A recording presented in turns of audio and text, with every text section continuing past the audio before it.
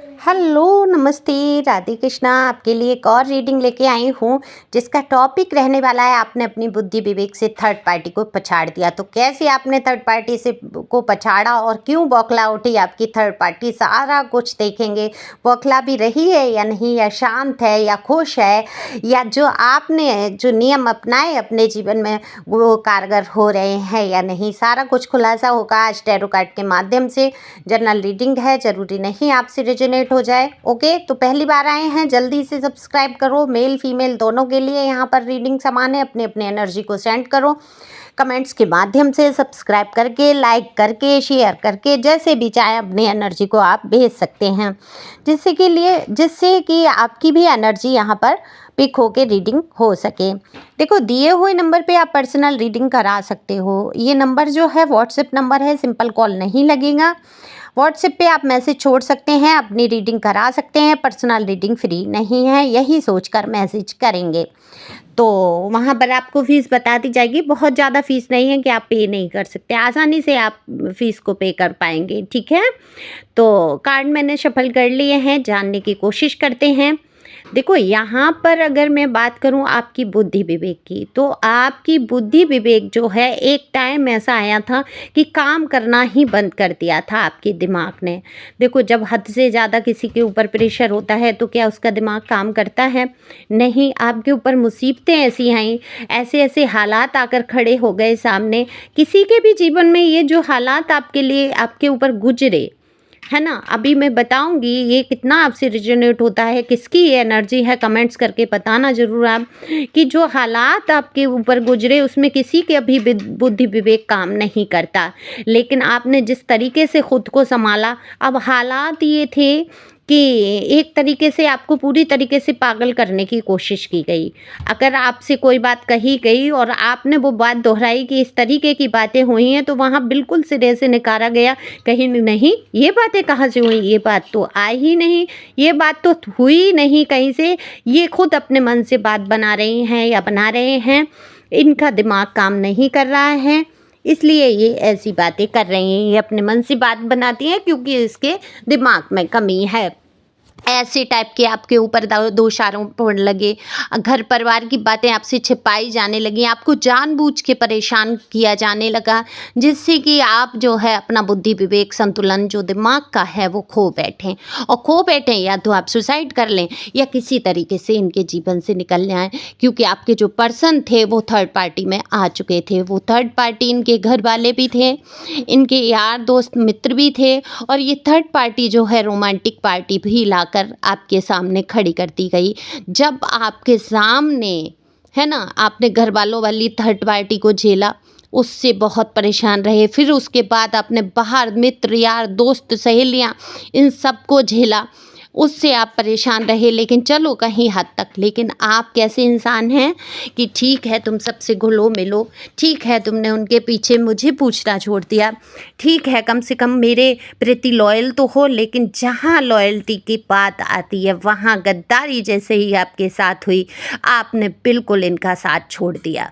बिल्कुल आपने कह दिया कि अब माफ़ी नहीं, आपने मुझे बहुत अत्याचार कर लिया, मानसिक रूप से, शारीरिक रूप से, हर तरीके से प्रताड़ित किया गया है आपको। लेकिन आपने क्या किया है, ये धोखा बर्दाश्त आपसे नहीं हुआ है। दिल पर बहुत बुरे जख्म आपको जो लगे हैं, सच पूछिए नासूर बनकर रह गए। आपने कैसे खून के आंसू बहाए, आप कितना रोए हैं, कितना बिलखे हैं, कितनी बेचैनियाँ, कितनी करवट आपने बदली है, या आप जानते हैं। आपने खुद को डिप्रेशन से बाहर कैसे निकाला है। बहुत सारे लोग बहुत गहरे अवसाद में गए हैं, डिप्रेशन में गए हैं, चिंता में गए हैं। बहुत से लोग तो ऐसे दिख रहे हैं मुझे जिनका कोई सहयोग, साथ, कोई दो शब्द ये सुनने वाला नहीं था उनके पास कि वो अपना दुख किसी से कह पाते और उनके कोई आंसू पहुंच पाता। आप ऐसी कंडीशन से गुजरे हैं। ये दुख जो मैं महसूस कर पा रही हूँ, जो मेरे दिल में बहुत ज़्यादा बेचैनी उत्पन्न कर रहा है आपका ये दुख। तो देखो, यहाँ पर आपने बहुत कुछ सहन किया, लेकिन आपने अपने दिमाग का संतुलन बनाए रखा।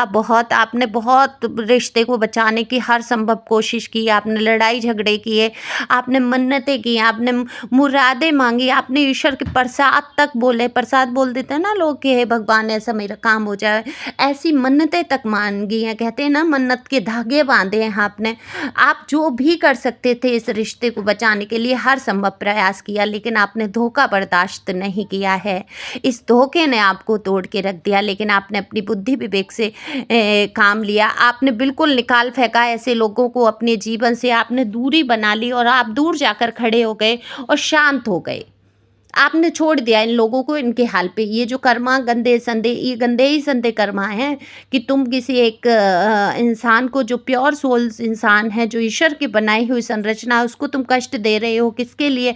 अपने एक सुख के लिए, वो चाहे मानसिक हो चाहे शारीरिक सुख हो, उसके लिए आपको इतना प्रताड़ित किया गया है ना। आपके साथ चाल साजिश और रचनाएं जाने क्या क्या रची गई, जिससे कि आप चले जाएं, निकल जाएं, मर जाएं, पागल हो जाएं। ऐसी कंडीशन मुझे दिख रही। मुझे तो बहुत एकदम यहाँ पे मेरी एनर्जी बहुत हाई हो जाती है, आप लोगों की एनर्जी आती है और मैं बहुत जल्द जोश से गुस्से से बोलने लगती हूँ।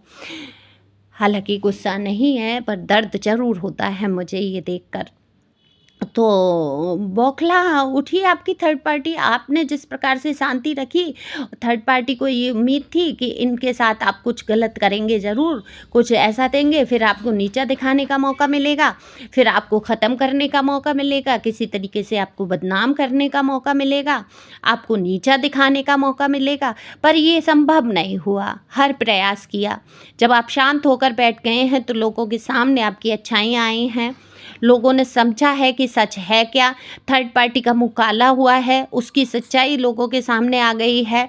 बिल्कुल आपने खुल के बताया ज़रूर है सबको कि ऐसे ऐसे समस्याएं आई हैं आपके जीवन में। ये इंसान थर्ड पार्टी मेरे जीवन में बना।